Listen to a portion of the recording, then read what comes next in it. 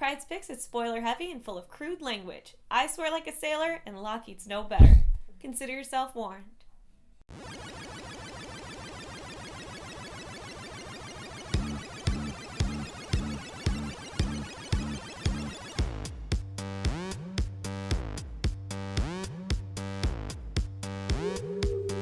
Hey everyone, it's March 27th, and I'm here with this week's Pryde's Picks. Before we get started, I just wanted to let you know, I know I've been missing for a couple weeks. My twin sister taught me that my mutant power is projectile vomiting. So I've been puking my brains out for 2 weeks with a bad stomach flu, and I apologize that I haven't been here for you. But I have been reading books in between trips to the toilet, and I'm ready to give you a quick synopsis on some things you might have missed in the last couple weeks. Let's start with Saga Chapter 11.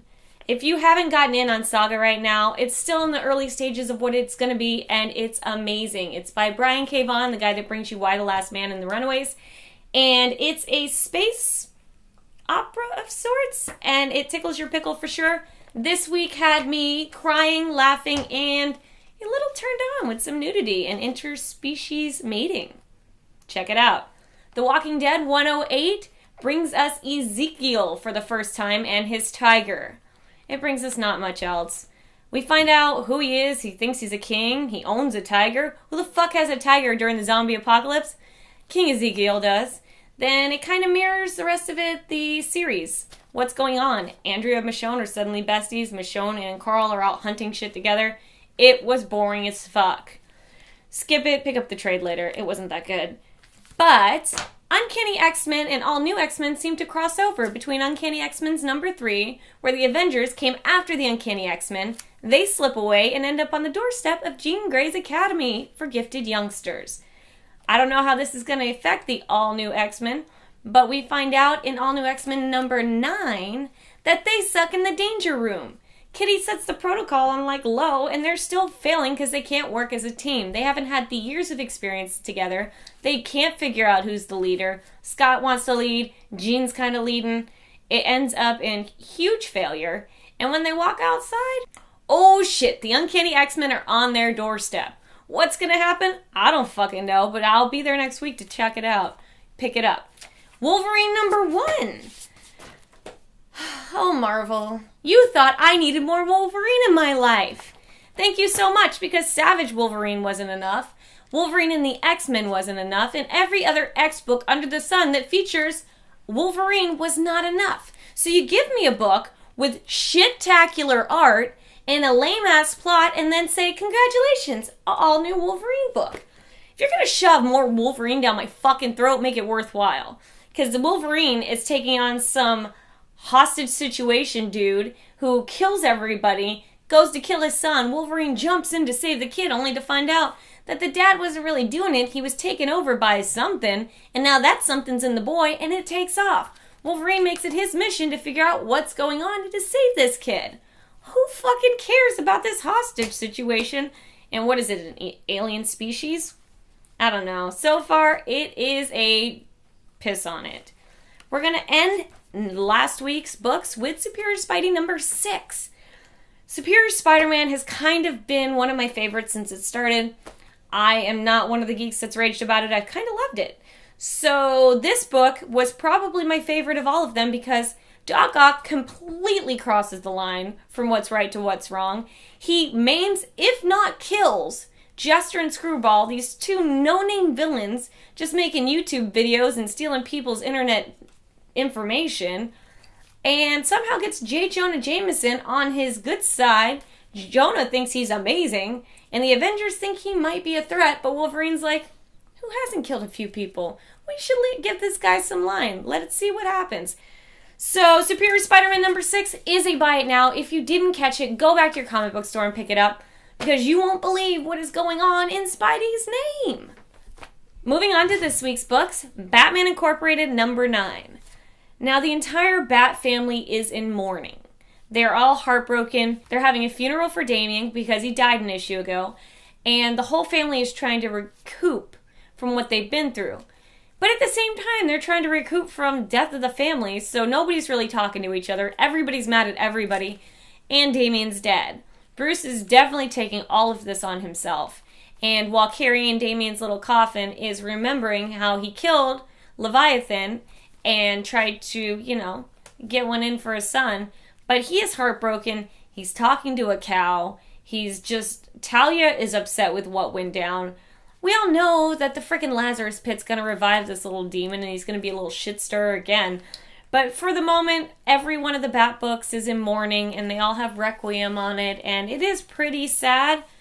If the art didn't totally pull me out of the book, if you're going to kill a character and you want me to feel emotionally attached, please make your art look like it wasn't shit out by an 8-year-old. I'm just saying, I find it hard to even try to enjoy this book when the art style is fucking terrible. So fuck you, DC. This book could have been good, but you shit all over it. Thank you. Let's go back to Marvel, because they're kind of my friends this week. With Age of Ultron number 3, book 3.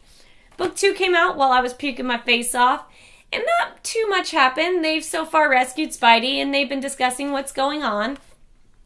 And for some reason, Ultron is negotiating with thugs. Don't know why, but he says if these thugs pay him in, superheroes, he'll let them stay their thug life selves.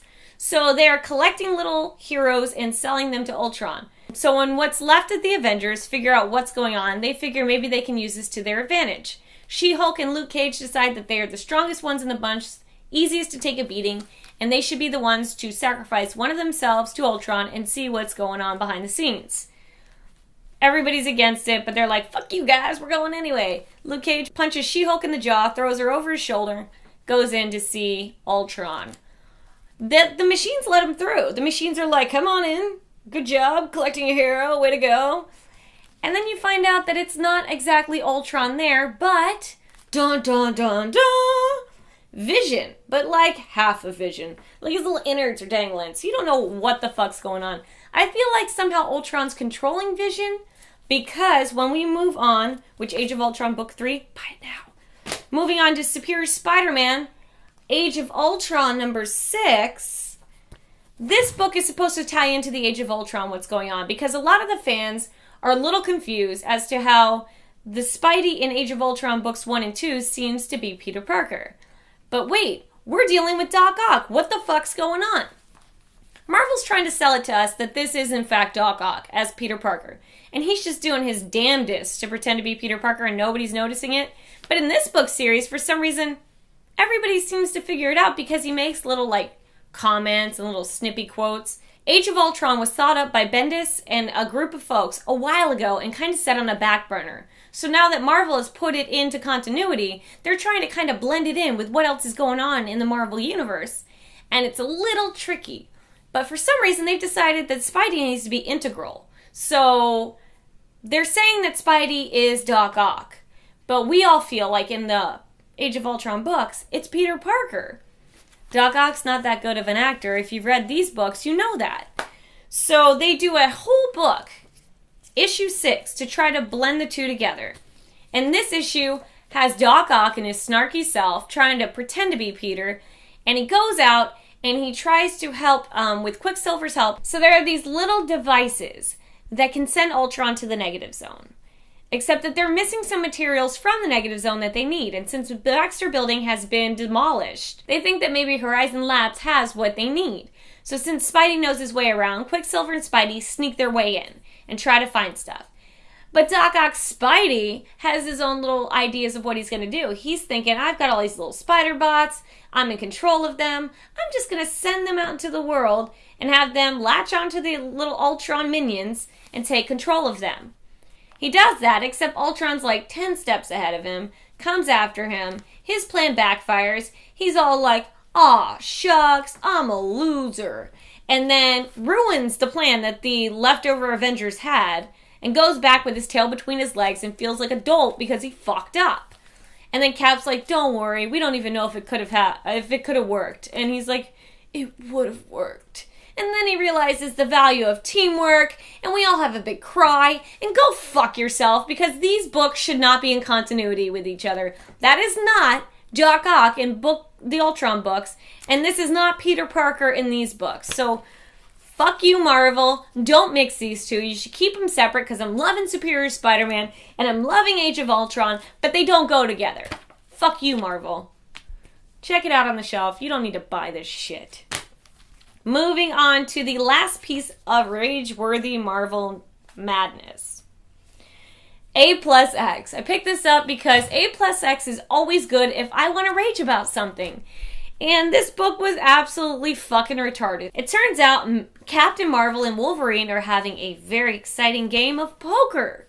Yay! And everybody else gets tired of sitting there with those two, so they all fuck off and leave them to hang out. And it's just them sitting across from each other chit-chatting. And they reference Angel, the TV series, and they talk about who would win in a fight, astronauts or cavemen.